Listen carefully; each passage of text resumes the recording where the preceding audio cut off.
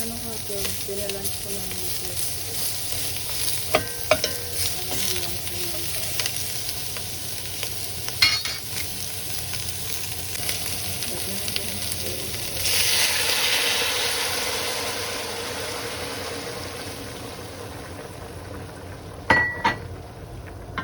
Susunod kasi yung dahil pala hindi ko na siya nahiwa.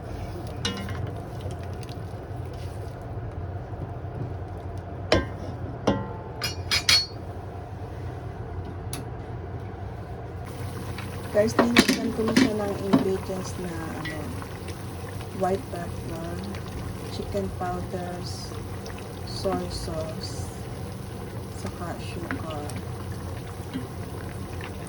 Yan lang. Yun lang po muna. Tapos mamaya ko na lang siya titikman sa another dagdag na lasa. Pagkatan ko siya ng tubig, hiwain ko lang din yan. Labanos. Ilagay ko na siya. Nakalimutan ko i-video yung paglalagay ko ng white radish. Nilagay ko na po yung white radish. Ayan. Pakuluan ko siya hanggang siya lumambot. Pag kasi mas masarap kasi itong labanos hanggang sa babad na babad sa sabaw para yung lasa na lumulot sa loob ng labanos. Ito po kasi labanos na to, 1 linggo na dito sa rep. Kaya kailangan ko nang iluto. Nag-search pa ako dyan paano ko siya lulutuin. Ay walang swak sa akin gusto, kaya na ginawa ko. Para siyang stew.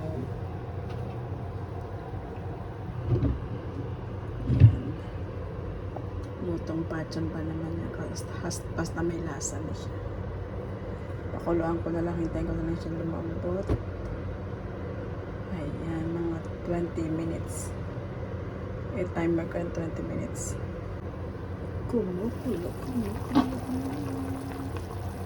20 minutes lang yan, guys. Napadami yan sa bata.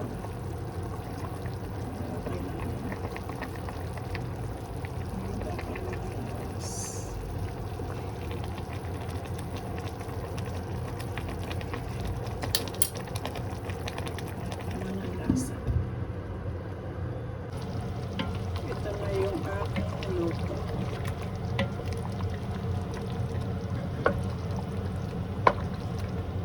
Yung labanos naman niya ang kulay. Ang ganda na. Yung grapes. Sarap. Ang bango.